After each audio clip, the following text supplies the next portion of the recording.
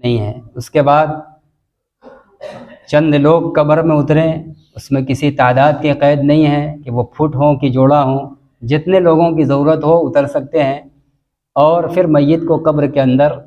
مکمل داہنے کروٹ پر لٹانا مسنون ہے،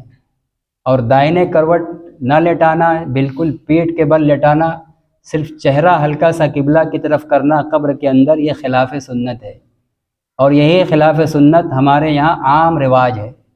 مکمل طور پر جیسے انسان زندگی میں ہم اپنی کروٹ پر لیٹتے ہیں، قبر میں مکمل سنت طریقہ یہ ہے کہ میت کو ویسا ہی لٹایا جائے گا۔ اور پھر اس کے بعد جو گرہ سر کی، اس کی گرہ کفن کی کھولی جائے گی، پھر تخت لگائی جائے گی، پھر اوپر اور جو چٹائی ہمارے یہاں بچھائی جاتی ہے، بچھا کر اس طرح اس کو پیک کر دیا جائے گا، جس طرح ہمارے یہاں مٹی کا گارا بنا کر، جس کو لونا بنا کر کنارے سے بند کرنا کہتے ہیں، یہ سب طریقہ ہے۔ اس کو کرنے کے بعد پھر مٹی ڈالی جائے گی۔ جو کفن اندر قبر کے عمل پورا کرنے کے بعد جو تکلف ہوتا ہے نکلنے کے لیے، وہاں ہاتھ اٹھانا اور فاتحہ پڑھنا، اس کی کوئی ضرورت نہیں ہے۔ ایصال ثواب جب سے روح نکل گئی آپ فوراً شروع کر دیجئے، قدم قدم پر وقت متعین کر کے فلاں فلاں جگہ فلاں فلاں وقت، یہ غیر شرعی طریقہ ہے، اس سے بچنا چاہیے، اس کا اہتمام نہیں کرنا چاہیے۔ نکلنے کے بعد آپ کر سکتے ہیں، قبر میں اترنے سے پہلے بھی کر سکتے ہیں، روح نکلنے کے فوراً بعد سے ایصال ثواب کا عمل اور اس کا سلسلہ شروع ہو سکتا ہے، اور کیا جانا چاہیے، میت کو اس کا انتظار رہتا ہے۔ اور پھر ان لوگوں کے نکلنے کے بعد مٹی ڈالنے کا عمل شروع کیا جائے گا۔ بیری کی پتی ڈالنے کا جو اہتمام ہے، یہ کوئی ضروری چیز نہیں ہے، اس کو ضروری سمجھنا یہ مناسب نہیں ہے۔ اگر ہو تو ڈال دیا جائے، اگر ضروری سمجھ کر نہیں ڈالا جا رہا ہے تو کوئی حرج بھی نہیں ہے،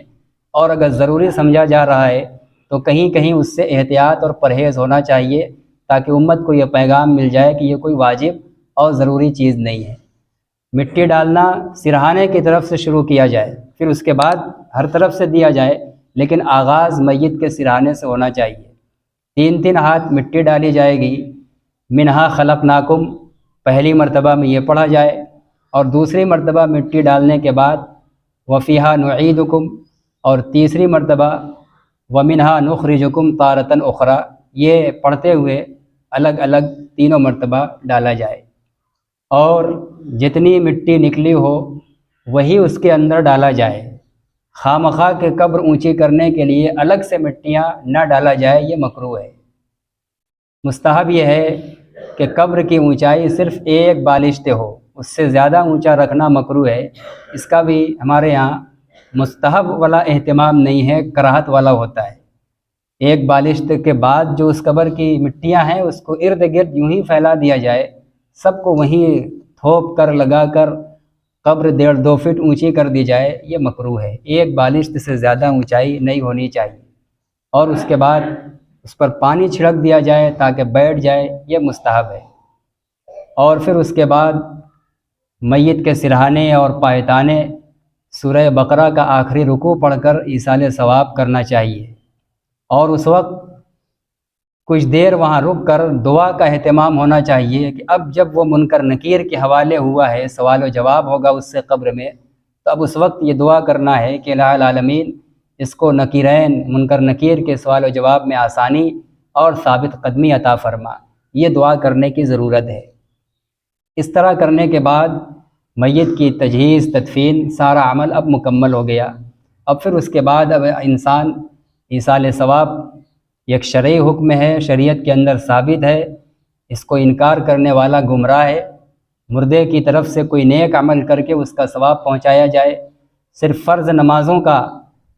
ثواب نہیں پہنچایا جا سکتا، باقی جتنے بھی نفلی اعمال ہیں، نفل نماز ہو، صدقہ و خیرات ہو، کسی کو کھانا کھلانا ہو، دین اور راہ خدا کے اندر ضرورت مندوں پر مال خرچ کرنا ہو، کسی بھی شکل میں کوئی نفلی کام کر کے نیت کرنا کہ اس کا ثواب ہمارے فلاں مرحوم کو پہنچ جائے، پوری امت کے تمام مرحومین و مرحومات کو پہنچ جائے، یہ ہم سب زندہ لوگوں کا حق ہے۔ حدیث کے اندر آیا ہے کہ مردے کو انتظار رہتا ہے اور بڑی شدت کے ساتھ انتظار رہتا ہے، یہاں تک فرمایا کہ ڈوبتا ہوا انسان دریا میں جب ڈوب رہا ہو تو کس قدر وہ بے چین اور مضطرب رہتا ہے، پڑپڑاتا رہتا ہے، ایسے ہی میت بھی مضطرب اور بے چین رہتی ہے، اس کو اپنے اعزاء اور اقارب کے ہدیے اور ایصال ثواب کا اہتمام رہتا ہے۔ اور ہم لوگ ہیں کہ آنے کے بعد غافل ہو جاتے ہیں، اب اگلے دن فجر کے بعد کریں گے، مضطرب وہ آج ہے، ابھی دفن ہوا ہے، ابھی اس کو ضرورت ہے، ہم لوگ کل کرنے کی کرتے ہیں، پرسوں کرتے ہیں۔ اسی لیے ہماری شریعت اسلامیہ کے اندر ایصال ثواب کو مطلق رکھا گیا ہے، نہ اس کا کوئی وقت ہے،